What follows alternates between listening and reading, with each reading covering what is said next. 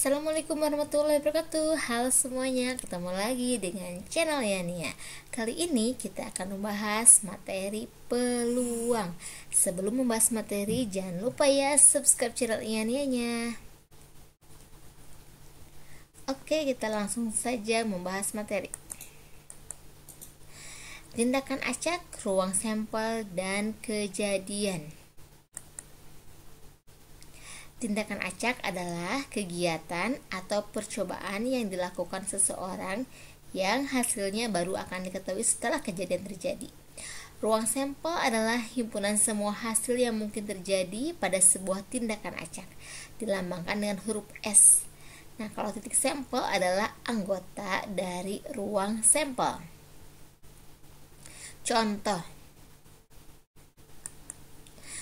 pada percobaan pelemparan dadu bermata 6, maka dadu berarti ada mata 1, 2, 3, 4, 5, 6. Maka ruang sampelnya itu S sama dengan 1, 2, 3, 4, 5, 6.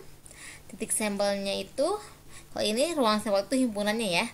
Nah, kalau titik sampelnya anggotanya apa aja? 1, 2, 3, 4, 5, dan 6. Kemudian NS berarti jumlah anggotanya ada 6.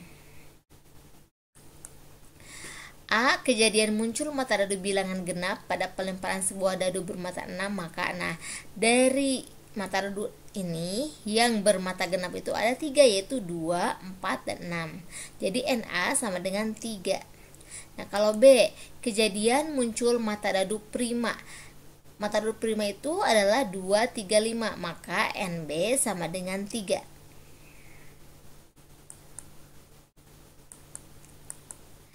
Dua, pada pelemparan dua uang logam. Nah, uang logam itu sisinya ada angka dan ada gambar. Karena ada 2 berarti AG, AG. Kita buat tabelnya. Ini ada 2 ya, uang logam, ini uang logam pertama, ini uang logam kedua. Maka bila dilempar akan menghasilkan angka-angka, angka gambar, gambar angka, gambar, dan gambar. Maka ruang sampelnya itu adalah S sama dengan A, A, G, G, A, G, G. A itu adalah angka, G itu adalah gambar.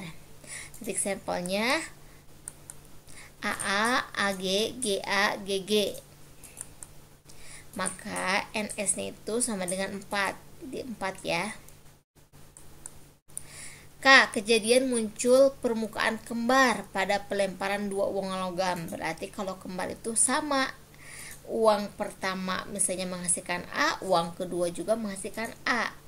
Uang pertama menghasilkan G, uang kedua juga menghasilkan G. Maka K sama dengan AA, angka-angka, gambar-gambar. Jadi NK sama dengan ada 2 ya.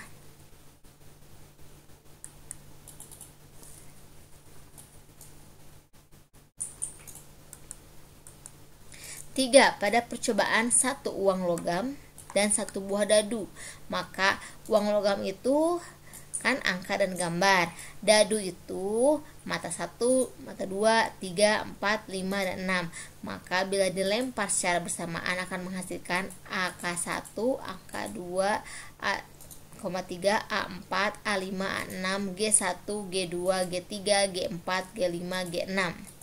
Ruang sampelnya ini ya, yang barusan disebutkan. S sama dengan A1, A2, A3, A4, A5, A6, G1, G2, G3, G4, G5, G6. Maka titik sampelnya ini NS-nya ada 12. Di sini 1, 2, 3, 4, 5, 6, 7, 8, 9, 10, 11, 12. A. Kejadian muncul mata dadu 2. Nah, kita lihat di sini ada nggak yang muncul mata dadu 2? Ini ya, A2 dan G2. Berarti A sama dengan A,2, G,2. Maka NA sama dengan 2 ya. Kemudian B sama dengan kejadian muncul angka dan mata dadu ganjil. Berarti angka dan ganjil. Kita lihat di sini angka ya. A1, A3, A5.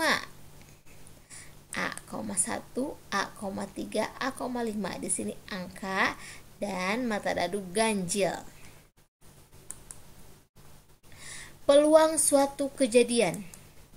Yang pertama, peluang teoritis.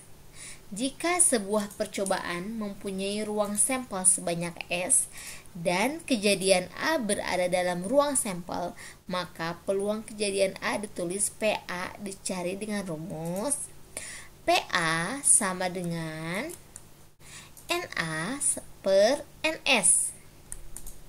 PA-nya itu peluang kejadian A, NA banyaknya kejadian A, NS banyaknya anggota ruang sampel. Contoh ya, pada percobaan pelemparan sebuah dadu, tentukan peluang kejadian muncul mata dadu bilangan genap. Nah, S sama dengan 1/6 ya. Maka NS-nya ada 6 anggota. A, kejadian muncul mata dadu genap, yaitu 2, 4, 6. Ini ada 3. Berarti NA sama dengan 3. Maka PA sama dengan NA per NS. NA-nya 3/6. Jadi hasilnya 1/2. 3/6. 3 bagi 3, 1. 6 bagi 3, 2. Jadi peluang A sama dengan 1/2. Yang kedua, peluang empirik adalah peluang yang diperoleh berdasarkan percobaan langsung yang dilakukan berulang-ulang dengan kondisi yang sama, sehingga peluang empirik hasilnya tidak selalu sama dan dapat berubah.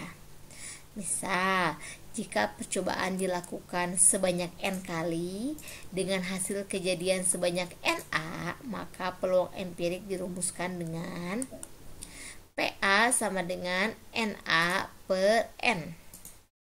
Peluang A sama dengan NA per N. NA-nya banyak hasil kejadiannya, N besarnya itu percobaan dilakukan sebanyak berapa kali. Contoh, sebuah dadu dilempar sebanyak 30 kali, berarti ini N ya, dengan hasil sebagai berikut.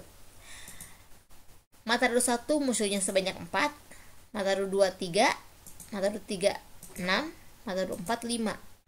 5 itu 8 kali munculnya, 6 4 kali. Dari hasil percobaan sebanyak 30 lempar, berarti N-nya 30. Maka A, kejadian muncul mata dadu 2. Mata dadu 2 itu ada 3 ya, berarti NA-nya 3. Maka peluangnya adalah 3/30. 3/30 itu sama dengan bagi 3 ya. 3 bagi 3 1, 30 bagi 3 adalah 10. Jadi peluangnya adalah 1/10. Kisaran nilai peluang. Peluang suatu kejadian A atau PA berada pada kisaran nilai 0 kurang dari sama dengan PA kurang dari sama dengan 1. Jadi PA sama dengan 0 jika kejadian A merupakan kejadian mustahil. Kemudian PA sama dengan 1 jika kejadian A merupakan kejadian yang pasti.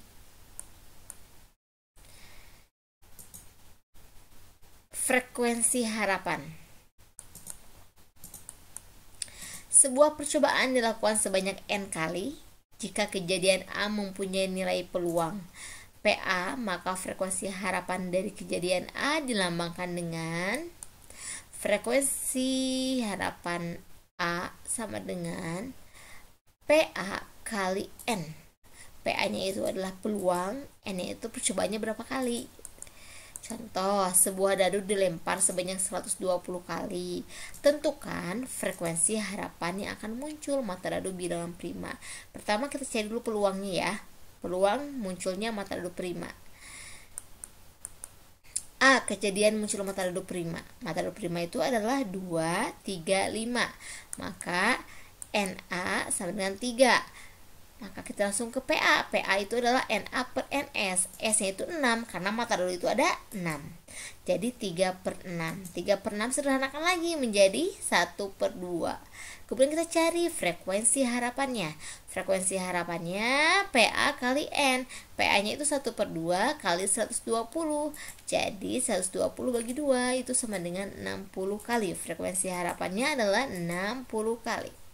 Baiklah, cukup sekian materi kali ini. Mohon maaf apabila ada kesalahan. Apabila ada yang mau tanyakan, silakan tulis di kolom komentar ya. Wabillahi taufiq wal hidayah. Wassalamualaikum warahmatullahi wabarakatuh.